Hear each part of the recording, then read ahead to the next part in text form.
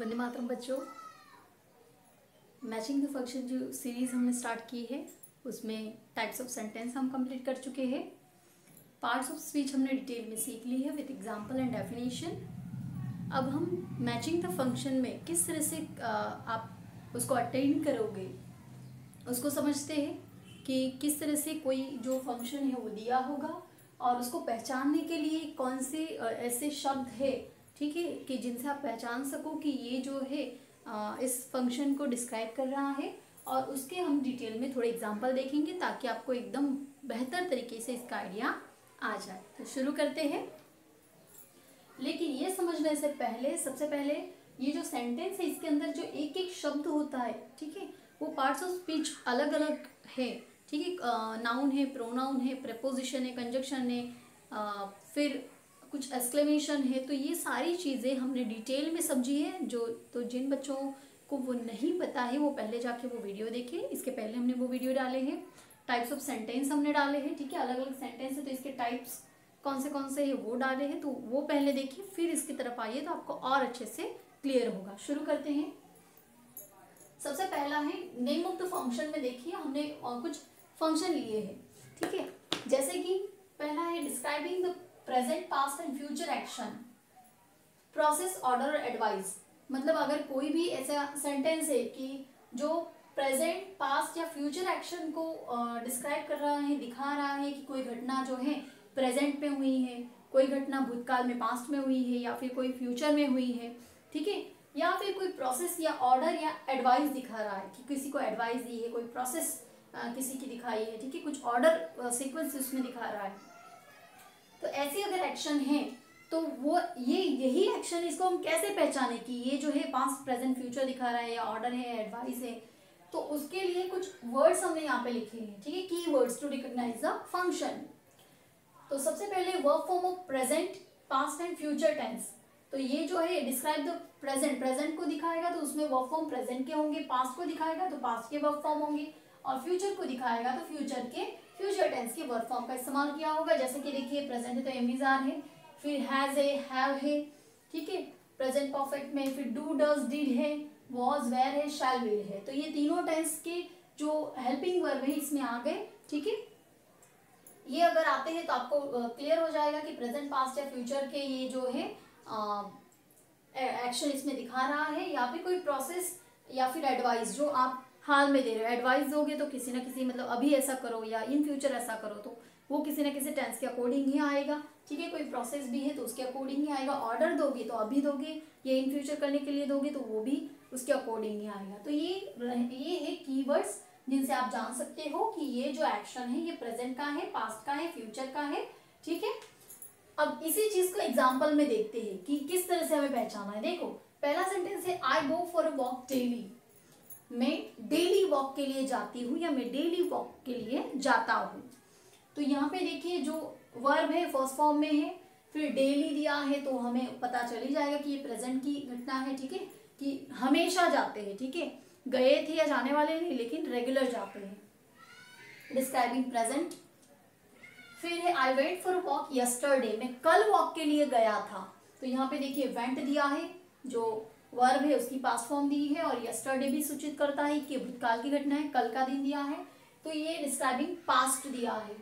फिर उसी तरह I will go for walk tomorrow, मैं कल वॉक के लिए जाऊंगा, आने वाले कल, गए हुए कल में गया था तो पास्ट, मैं जा रहा हूँ या जाता हूँ तो प्रेजेंट, और जाऊंगा विल हेल्पिंग वर्ब जो दी है, ठीक है, तो क्या दर्शाता है, डिस्क्राइबिंग फ्यूचर। तो इतना क्लियर हुआ आपको कि कैसे पहचानना है कि कौन से शब्द से ये क्या डिस्क्राइब करता है। अगर ऐसा सेंटेंस दिया और उसके सामने दिया है तो डिस्क्राइबिंग प्रेजेंट, फ्यूचर, पास्ट या फ्यूचर, तो आप क्लियर कर लोगे। अगर फ्यूचर का सेंटेंस है तो डिस्क्राइबिंग फ्यूचर, पास्ट का है तो डिस्क्राइबिंग पास्ट, प्रेजेंट का है तो डिस्क्राइबिंग प्रेजेंट, ठीक है।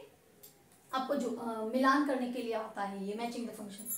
फिर अगला सेंटेंस है he does not play daily, वो डेली नहीं खेलता, ठीक है, उसकी जो हैबिट है, ठीक है, उसको दर्शाया है। We do not read newspaper daily, हम डेली न्यूज़पेपर नहीं पढ़ते, ठीक है। एक उनकी एक जो एक्शन है उसको यहाँ पे दर्शाया है। ही इज प्लेइंग क्रिकेट ना, वो अभी क्रिकेट खेल रहा है, तो ये भी हुआ present. Get the ticket from the first window, पहली विंडो से टिकट खरीद लो, ठीक है, तो ये ऑर्डर दिया, ठीक है। ऑर्डर, एडवाइस, इस तरह की चीजें इसमें कवर हो गई। तो इनसे आप पहचान सकते हो। देखिए अब इसमें देखिए जो सेंटेंस है ये प्रेजेंट में या प्रेजेंट में दिए है, प्रेजेंट कंटिन्यूअस में या पास्ट में या फ्यूचर में ऐसे दिए हैं, मतलब ये इन्हीं के सेंटेंस है। और अगर कोई एडवाइस दी, देखिए इसमें ऑर्डर दिया है कि भाई जाओ और फर्स्ट विंडो से टिकट ले आओ, तो ऑर्डर दिया है, ठीक है। इस तरह से कोई एडवाइस का सेंटेंस आ सकता है। इस तरह से कोई प्रोसेस को दर्शाया जा सकता है, एक प्रोसेस कि भाई वो डेली न्यूज़पेपर पढ़ते हैं या लाइक दैट, ठीक है, या नहीं पढ़ते। तो इस तरह से हम ये जो हेल्पिंग वर्ब है इनकी सहायता से इनको पहचान सकते हैं। तो ये एक आपका हुआ डिस्क्राइबिंग प्रेजेंट, पास्ट, फ्यूचर या फिर प्रोसेस, ऑर्डर, एडवाइस। अगला देखते हैं।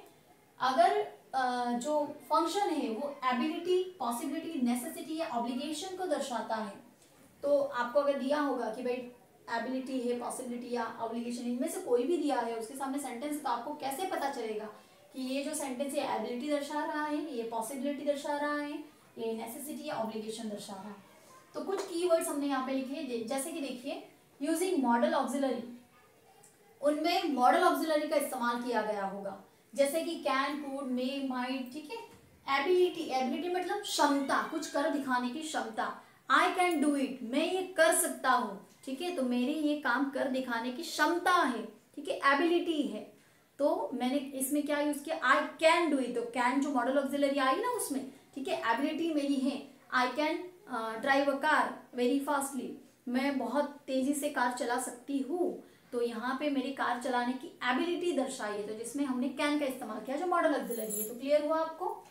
फिर उसी तरह अगर पास्ट है तो कुड, फिर मे, पास्ट हुआ तो might, must, has to, have to, should, would, ठीक है, और फिर वर्ब फॉर्म उनकी रूट, ठीक है, मेन जो है वो उनका इस्तेमाल हम करते हैं। जैसे कि एग्जांपल में अगर देखिए, I can lift this heavy box, मैं इस भारी बॉक्स को उठा सकती हूँ या उठा सकता हूँ। लिफ्ट करना, उसको उठा लेना, हैवी बॉक्स को, ठीक है।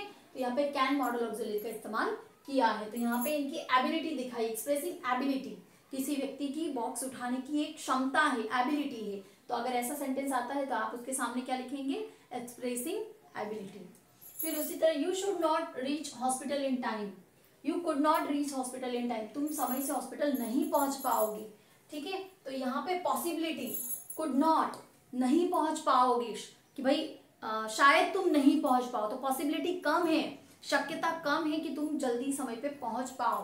तो ये क्या दर्शा रहा है, पॉसिबिलिटी, ठीक है, तुम्हारे पहुंच पाने की, तुम्हारे समय पे हॉस्पिटल पहुंच पाने की जो शक्यता है, जो पॉसिबिलिटी है वो कम है, तो एक्सप्रेसिंग पॉसिबिलिटी। उसी तरह है it may rain as there are clouds in the sky, कि भाई आसमान में बहुत सारे बादल छाए हुए हैं तो शायद बारिश हो सकती है। तो बारिश होने की भी पॉसिबिलिटी दर्शा रहा है ना, कि शायद बारिश हो सकती है, पॉसिबिलिटी। शायद तुम नहीं पहुंच पाओगे, पॉसिबिलिटी। क्लियर, कि शायद ऐसा हो सकता है, शायद ऐसा नहीं हो सकता।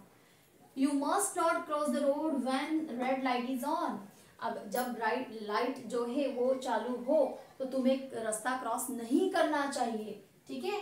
यहाँ पे एक नेसेसिटी दर्शाते हैं कि भाई तुम्हें रास्ता क्रॉस नहीं करना चाहिए जब लाइट रेड हो, क्योंकि वहां पे स्टॉप के लिए कहा जाता है। You should obey the teacher, तुम्हें टीचर को मानना चाहिए, उनके जो आदेश है उसका पालन करना चाहिए, ठीक है। ऑब्लिगेशन प्रेजेंट कर रहा है, you have to go to office in time, तुम्हें समय से ऑफिस जाना चाहिए, ठीक है। तो ये ऑब्लिगेशन को प्रेजेंट कर रहा है। तो इस तरह से जो फंक्शन है वो और उनको उसके सामने जो सेंटेंस है उसको हमें किस तरह से पहचानना है, तो यहाँ पे कुछ कीवर्ड्स है, इनको आप समझोगे तो आपको क्लियर हो जाएगा। उसके अलावा ये जो शब्द है ये खुद अपने आप में इस वाक्य को रिप्रेजेंट करते हैं कि भाई एबिलिटी तो क्षमता, पॉसिबिलिटी तो शक्यता, संभावना जिसे हम कहते हैं, नेसेसिटी एकदम कंपलसरी होना, ठीक है, ऑब्लिगेशन होना कि भाई आपको मतलब पालन करना चाहिए, ऐसा करना चाहिए, समय से ही करो या फिर उनका पालन करो, लाइक दैट, जो भी चीजें है। तो ये जो वाक्य है उसके अकॉर्डिंग ही आप एक्सप्रेसिंग ये जो पहचान सकते हो, बस आपको क्लियर आइडिया होना चाहिए, ठीक है।